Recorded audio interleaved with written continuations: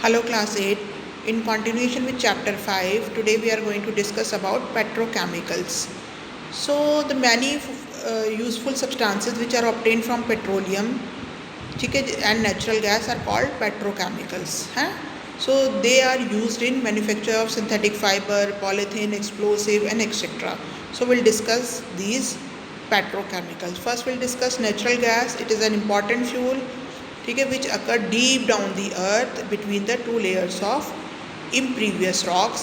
ठीक है, impervious rock की दो लेयर के बीच में ये पाई जाती है.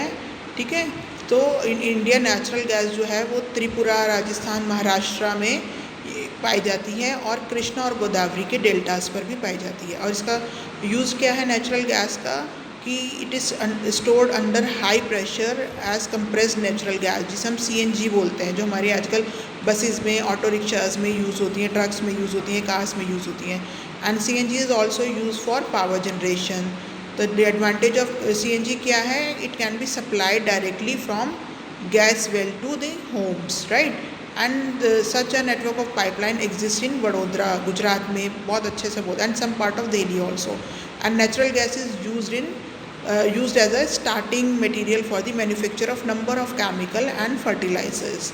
Now इसका लिमिटेशन क्या होता है कि जो फॉसिल फ्यूल्स होती है उसकी लिमिटेशंस क्या होती है? ये लिमिटेड अवेलेबल है, ठीक है, और एयर पोल्यूशन बहुत ज़्यादा क्रिएट करते हैं.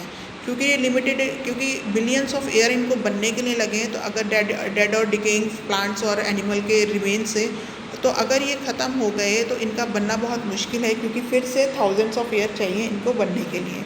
तो इनकी अवेलेबिलिटी है जो लिमिटेड है, और क्योंकि ये कम्प्लीटली बर्न नहीं होते हैं, ठीक है, एंड ये दे प्रोड्यूस बहुत carbon dioxide, sulphur dioxide and smoke produce करते हैं, जिसकी वजह से एयर पोल्यूशन ज़्यादा होता है. So we have to conserve the fossil fuel also. तो उसके लिए क्या करना पड़ेगा हमें? We should slow down the use of fossil fuels. We should encourage the use of renewable sources of energy like wind energy, solar energy, water energy, ठीक है, and we should use more fuel जो efficient machines, right. So conservation of fossil fuel and energy में क्या होगा? हमें इसको conserve करने के लिए क्या क्या करना चाहिए? कोई किसी भी तरह की एनर्जी हो, चाहे वो इलेक्ट्रिकल हो, किसी से भी जनरेट हो रही हो, या कोल से जनरेट हो रही है, पेट्रोलियम से, क्योंकि एग्जॉस्टिबल है ये चीज़ें, तो और रिन्यूएबल सोर्स से भी हो रही है, तो भी हमें कंजर्व तो करना ही है. तो उसके लिए हम क्या करना चाहिए कि हर कोई कंट्रीब्यूट कर सकता है towards the conservation of energy by switching off light and fan when और television when not in use, using ACs and heater judiciously, using CFL bulbs, being attentive while cooking to avoid over use of cooking gas, taking public transport जैसे train, buses, और अपने personal vehicle कम से कम use करें, taking walk और cycling करें हम, ठीक है, स्मॉल डिस्टेंसेस के लिए, switching of engine of vehicle जब वेटिंग टाइम हमारा ग्रीन सिग्नल्स पे या रेड लाइट्स पर ज़्यादा हो रहा है, and getting your vehicle service timely, right.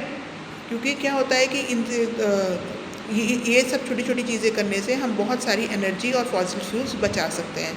Now the harmful effect of excessive use of fossil fuel, increasing demand of fossil fuel is one of the greatest threat to the environment today.